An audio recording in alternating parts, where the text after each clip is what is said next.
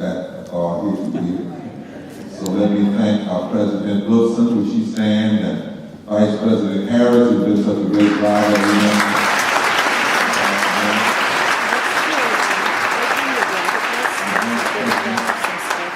Doing everything I do on Patrick Barber and Jonathan Rosenberg. Jonathan! Doing everything on them. And I understand there's an African American Ishmael. How do you say it? Hosanna, first African American DA right here.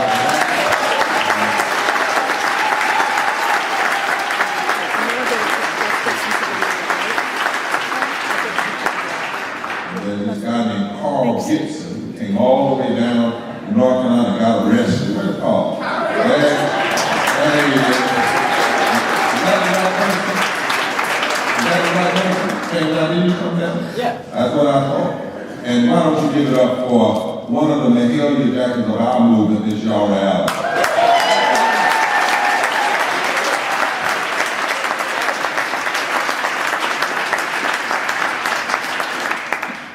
Bring you greetings on behalf of all of the members of the Forward Together Moral Movement in North Carolina. And tonight I want to talk with you, converse with you, maybe preach some, lecture some, about moral dissent. Moral dissent, say that. Moral dissent is the pathway to higher ground in our nation. Psalm 94 in the Bible says, "Who will rise up for me against the evildoers? Who will stand up for me against the workers of iniquity?" Isaiah 10 in the Jewish scriptures says, "Woe unto those that legislate evil.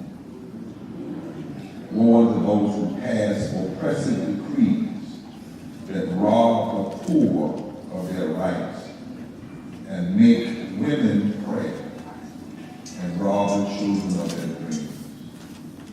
Isaiah 58 says, and I think it's appropriate in this season of Lent, it raises the question, is this the kind of fast that the Lord requires? No, the kind of fast, the kind of ritual that the Lord requires is that you care for the poor, that you loose the band of wickedness. And in Hebrew, that literally means that you pay people what they deserve and remove exploitation from the workplace.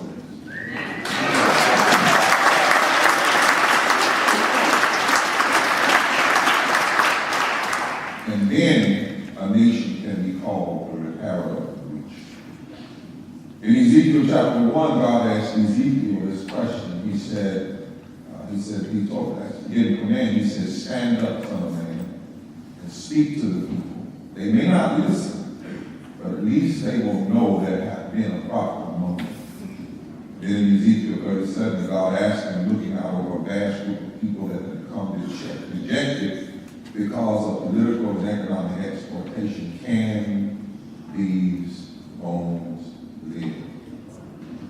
And then in the New Testament, Jesus starts his first sermon, what we call the theology of nominal preaching. He starts his first sermon by declaring, "The Spirit of the Lord is upon me to preach good news to the poor, to cover his sight to the blind, healing the brokenhearted, liberty to the captive, and to declare an acceptable year of the Lord." Now I lift these scriptures as moral tenets in our different faith traditions. Now I could pull information from the Hindu tradition, or pull from the Muslim tradition, or pull from the Baha'i tradition, because a few weeks ago I was in a room where all faiths came together just before nearly 100,000 people gathered in Raleigh, and we all talked about love and justice, and we saw that in all of our faith, deepest faith traditions, love and justice are at the center of the tradition. We find ourselves united. The psalmist, as we saw in Psalm 94, actually in that text puts a question on God's lips. And it's a strange question in the text because it suggests that God is experiencing being lost. what has caused God to feel lost is that he can't find anybody that will stand up against oppression. And God is confused because God says, wait a minute, I know I have some people here that I brought out of oppression. Where are they? And that's why the psalmist says, who will stand up against them? In Luke's text that grows out of the Isaiah text, Jesus says, the Spirit of the Lord is upon me to preach good news to the poor. But the word that Jesus uses, or at least the word that Luke puts on the lips of Jesus, poor, in that scripture, is one of three words. It's the word ptochos in Greek, which means those who have literally been made poor through the economic system of exploitation. The Spirit of the Lord is upon me to preach good news to the poor, to tell the poor that they are not what Cicero described them as the dregs of the city. To say, as Philip Eastler says, Jesus challenges the 1% arrogance of the ancient Roman Empire that pounded on the 99%. Jesus, in his first sermon, challenges social Darwinism that leaves people hurting and blind through all kinds of political and economic exploitation. And in Jesus' first sermon, he dissents against exploitation and declares to the political and economic powers of his day, even the religionists of his day, that those they dismiss, the poor and the hurting and the sick, those they disdain, those they disregard, are actually at the center of God's attention, and that God is on their side as they fight for liberation.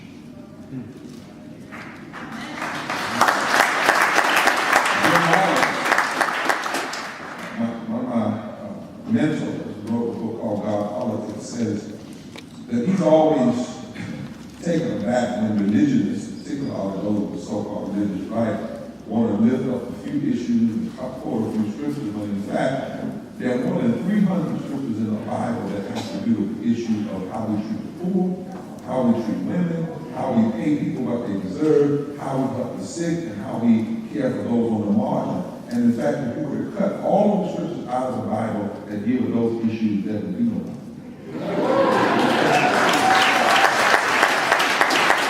Recently, Rush Limbaugh had the unmitigated gall to challenge the Pope. Yes, the Pope is new Pope. Don't y'all like the new Pope? I do. Challenge him because he was suggesting that talking about the poor is some strange form of redistribution of wealth and socialism. The Pope said, listen, Rush. You're out of your league. What you don't know is that caring for the poor and workers' rights is not communism, it's the gospel.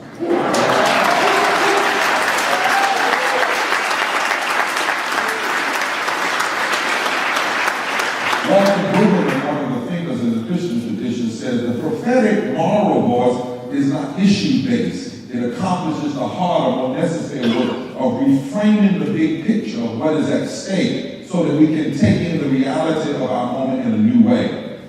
Walter Brueggemann goes on to say that the prophetic moral voice doesn't just criticize social and spiritual shortcomings, but also energizes people with a hope that alternatives are possible.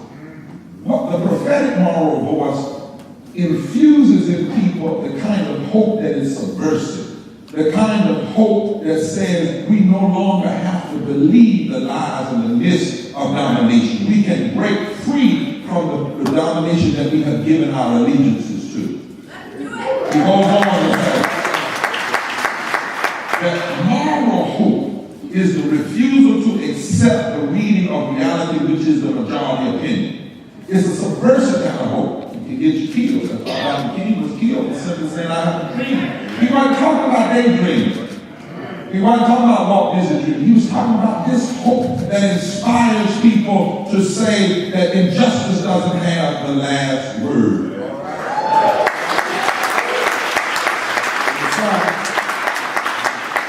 Brueggemann goes on to say it is the vocation of a moral voice to keep alive the ministry of imagination, to keep on conjuring and proposing alternative futures, to believe that something is possible other than simply what is. Dr. William Turner, one of my professors at Duke, wrote an article on black evangelicalism talking about moral movements, and he said, whatever you call your spiritual experience, born again, saved, washed in the blood, felt the Spirit, touched by the universe, whatever your claim of moral or spiritual experience, he says, if it does not end or if it does not bring you to a space where you have a quarrel with the world and a quarrel with injustice, your claim to spirituality.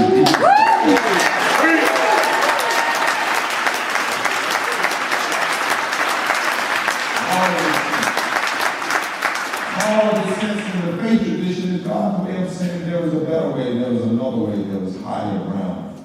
But moralism is not just religious teaching, it has been in our history. Abolitionist William Lloyd Garrison, one day when he was rescued from being lynched by a pro-slavery mob, and he was incarcerated in Boston, he wrote on his cell, on October 21st, 1835, William Lloyd Garrison was put in this cell to save him from the violence of a respectable and influential mob. Because he sought to engage in the moral action of destroying the abominable and dangerous position of slavery, and he dared to preach the dangerous doctrine that all men are created equal. Thoreau protested the war in Mexico. He wrote a book on resistance and civil government. Thoreau said, when there is an unjust law, like the laws legalizing the institution of slavery, then it is the duty of every man to break that law. A true patriot will not allow injustice to stand. And so the story goes that Ralph Waldo Emerson visited Henry Thoreau in jail, and he said in a scandalizing tone, Henry, what are you doing in there? To which Henry Thoreau said, Ralph, what are you doing out there?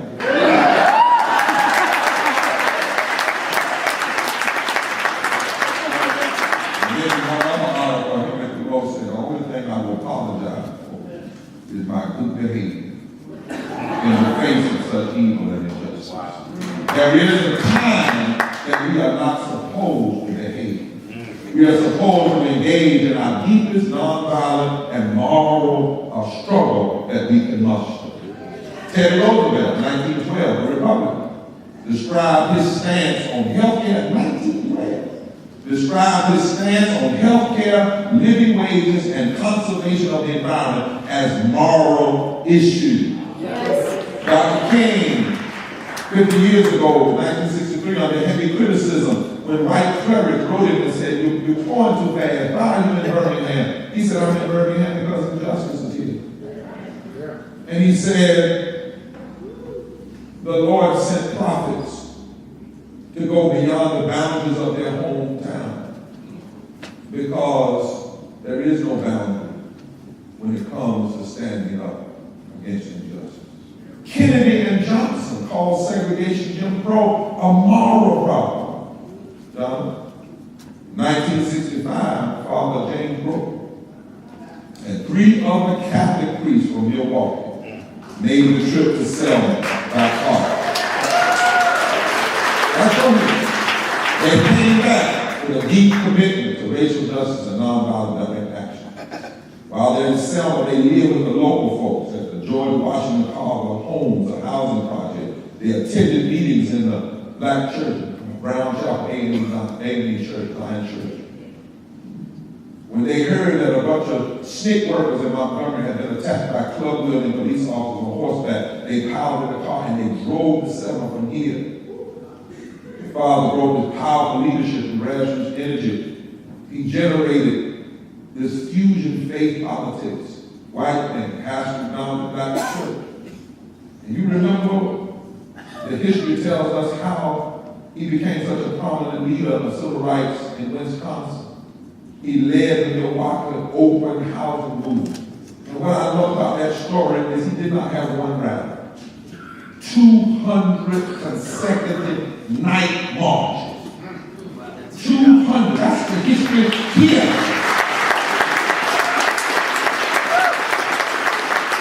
On April 29th, one day day before my 3rd birthday, Broken led a march across the 16th Street Viaduct, a long bridge between the larger African-American North Side and mostly white working-class South Side. 13,000 angry white spectators showed up to jeer, throw rocks, bottles, eggs, urine, firecrackers to chant white power and we won't slaves. The NAACP Youth Council's Freedom House was firebombed with tear gas, but he didn't stop. He turned the 16th Street Viaduct into an Edmund Pettus Bridge in the north. That is why many people saw Milwaukee as a settlement of the north. When he did that, from a deep moral perspective. Interestingly, not long ago, last year, June, Supreme Court Justice Ruth Bader Ginsburg raised moral dissent and constitutional dissent when she wrote about the terrible Voting Rights Act decision by the 5 majority of the Supreme Court. Listen to how she frames her argument. She says hubris is the fit word for today's demolition of the VRA. She said it is like being in the rain and throwing away your umbrella in the rainstorm because you're not getting wet. Then she argued off, and then she almost became a prophet. She turned and looked at those justices and she said, you may have the victory today, but she reminded them of a higher law. She talked about the campaign from Selma, Alabama. She quoted Martin Luther King, the moral law from the university, long, but it bends toward justice. In other words, she said, you may have 5 votes now, but there is a higher court, there is a moral court that will judge you in his court and will ultimately win.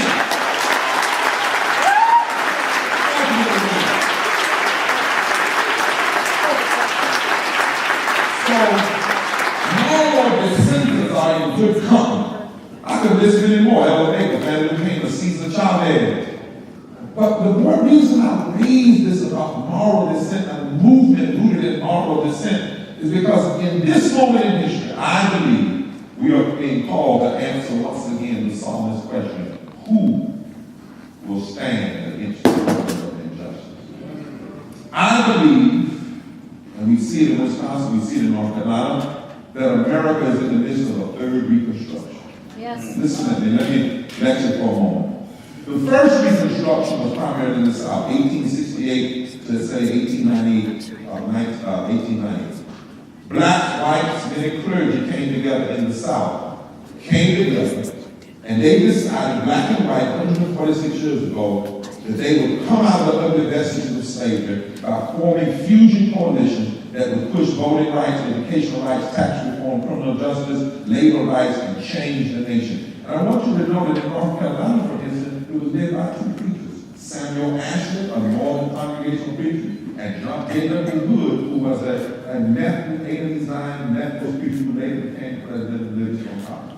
Listen to how they framed the new Constitution in this deep moral language. This is 1868. We hold it to be self-evident that all persons are created equal, that they are endowed by their Creator with certain inalienable rights, among which these are life, liberty, and the enjoyment of the fruit of your own labor. See, labor without labor rights is slavery.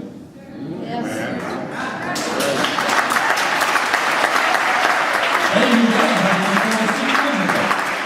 And they put it in the Constitution that you must be able to enjoy the fruit of your own labor and then the pursuit of happiness. They went on to say all political power is vested in and derived from the people, and all governmental right originates from the people and is founded upon their will only. They made education a constitutional right since was in 1868. Blacks and whites fusing together in the South. Now, Dr. Tim Tyson and I often discuss this period when we review books, like the one Professor Steve Kentowitz wrote, More Than Freedom, Fighting for Black Citizenship in a White Republic.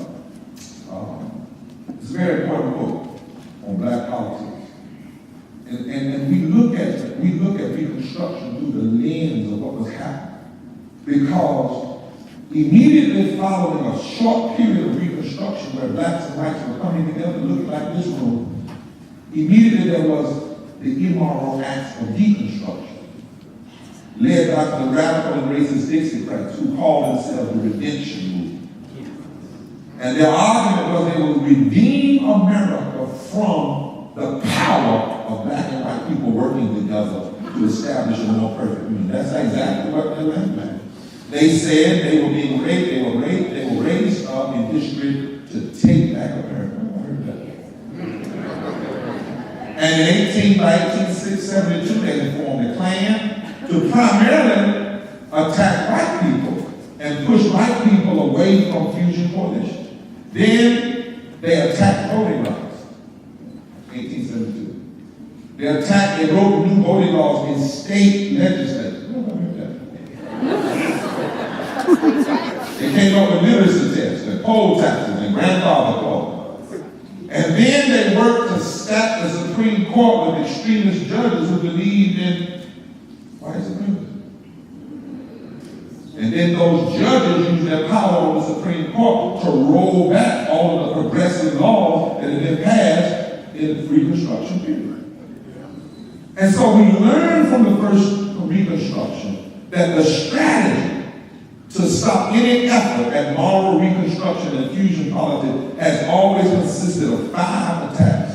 They attack voting rights, they attack educational opportunity, they attack labor rights, they attack fair tax revenue that allows the government to have the money it needs to uplift all of us, and they attack or they assassinate white and black progressive leaders.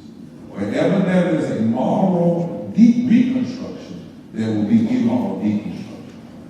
Then with the second reconstruction, 1954 to 1968, started with Brown versus Board of Education. That's a rough way of delineating the time. And that ruling, Brown versus Board of Education, led by blacks and whites. Thurgood Marshall had a core of lawyers, black, white, and Jews.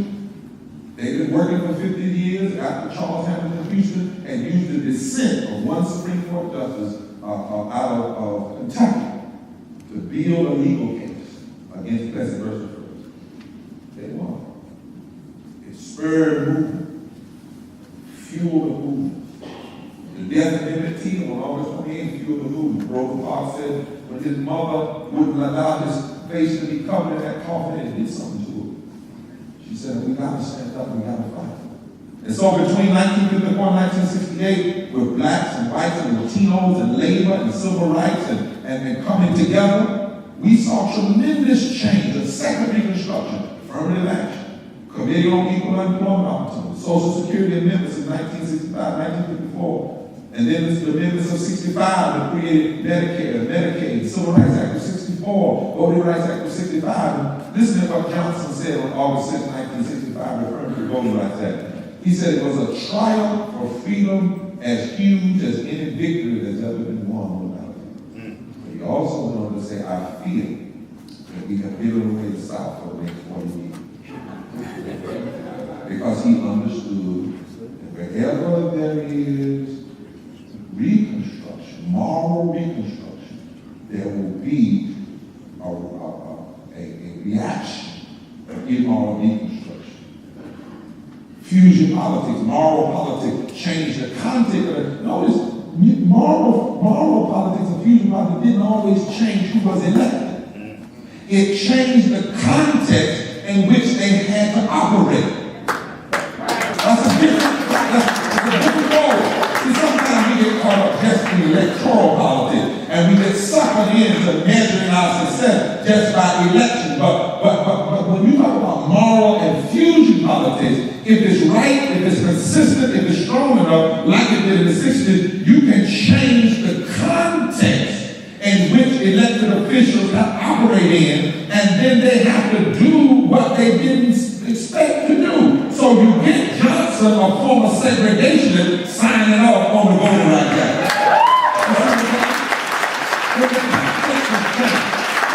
You get Republicans and Democrats joining together to sponsor the Civil Rights Act of 64 and voting rights. You remember when Johnson told Dr. King, we can't do this now. We got Vietnam, I got this war on poverty, I have all these attacks, and the story goes that Dr. King picked up his hat and Johnson said, where are you going? He said, I'm going to Selma to create the context so you can do what you need to do.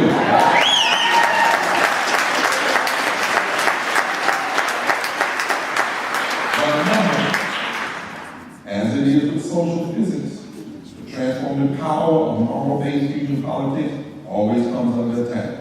And the attack The second Reconstruction was defined and developed by Kevin Phillips.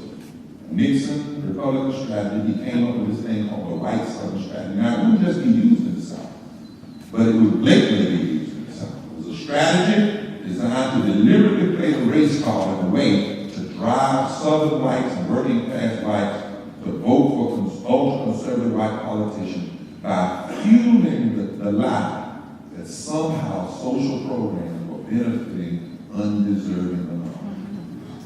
Ever heard that? And it was designed to cause African American whites, working class whites, to vote against their own self-interest. Now, we didn't know all of this until GOP strategist Lee Atwater did a little tape that's now out on Google. And he actually said this. This is pretty harsh language. He said, you start out in 1954 by saying N to get elected. But by 68, you can't use the N-word. It'll hurt you, it'll backfire. So you start using code words to racialize politics and to scare people, like force busting, like stage rights, like cutting taxes. Then he says, this is his words, and all these things you're talking about are totally economic, but the byproduct of them is that blacks get hurt worse than whites, and that it scared working class whites to vote against their own future. And they used that. They targeted the Southern strategy with all of the old Confederacy with the goal of developing the solid South. And it worked. It solidified the South, and then it migrated even in the North. And by 1980, when Ronald Reagan became president, this code word, new racialized, immoral politics was so embedded in the body politics that Ronald Reagan goes to Neshoba County in Mississippi, where Schwarner, Cheney, and Goodman were killed. And there he delivers a speech announcing his campaign for presidency. And he uses all the code words. He calls the Civil Rights Act bad legislation that infringed upon individual rights. You heard that before? He said the Voting Rights Act in 1965 was a violation of states' rights. He championed anti-labor rights and positions and lumped all of them in: voting rights, labor rights, educational opportunity, as detriment to America. His stump speech featured, criminals who drove fleets of Cadillacs that they had bought with food stamps.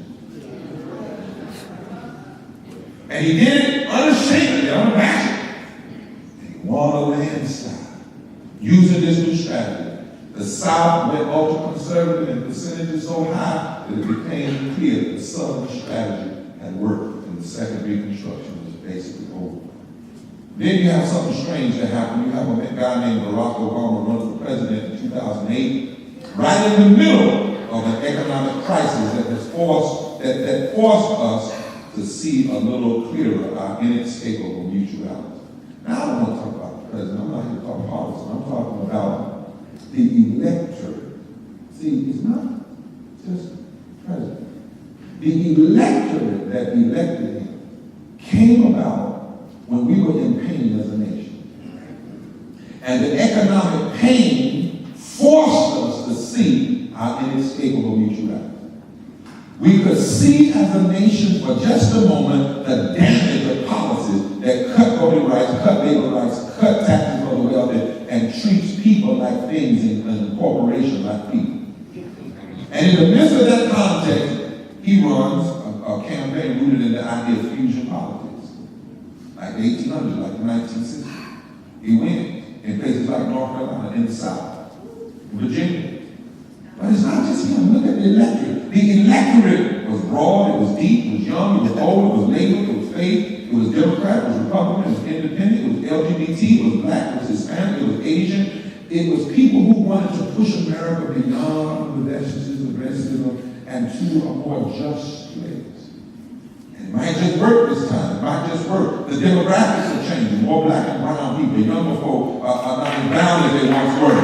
Latinos are here. People are coming together, gay and straight. But that new electorate scares the daylights out of those who have a homogeneous view of our political system. It does not fit their worldview. So what did you see? What did we see almost immediately? An all-out assault again on this process that was reconstructing America. This attack on voting rights starts immediately after the election and is followed with an avalanche and a ferocity funded by wealthy extremists like the Koch brothers, whose philosophy traces all the way back to their daddy, Freddie Koch, who founded the John Birch Society that attacked labor rights and civil rights and progressive Republicans in the 1950s.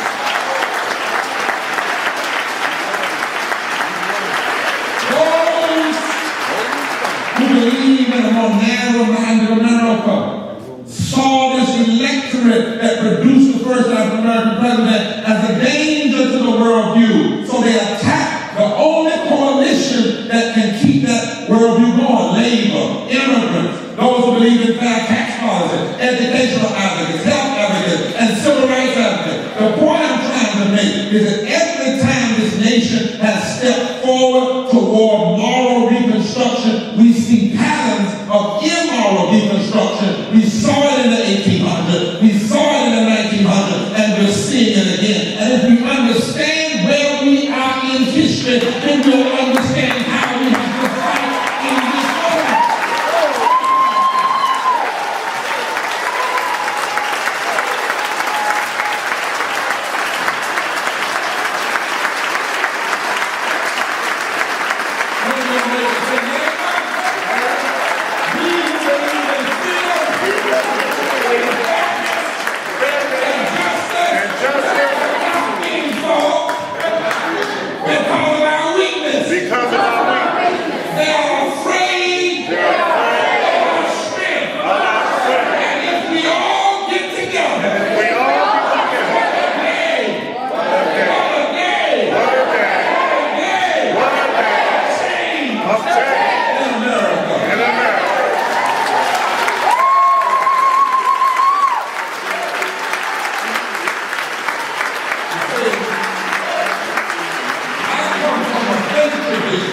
That understand when people put you on a cross, it's not because you're weak.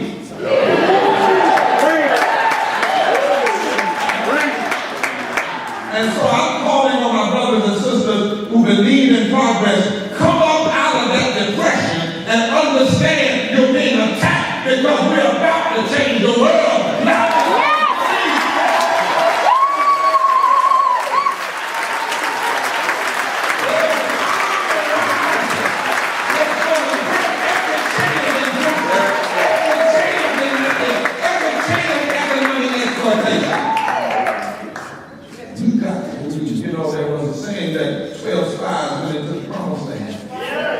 they saw some giants. 10 of them came back and said, we are not grasshoppers. So the first thing you got to happen in the progressive movement, you have got to stop seeing yourself through the eyes of your adversary.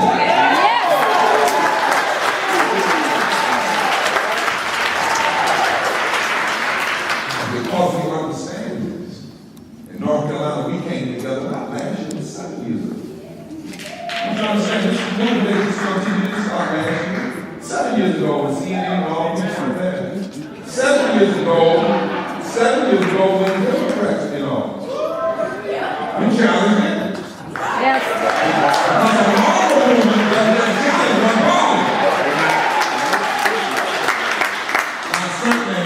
And we had significant victories. And we were expecting a backlash because any time a progressive movement, a movement has victories, there will be backlash. And this year we're together though because of the great deal of extremism. But let me tell you what we believe is the model for those of us who still believe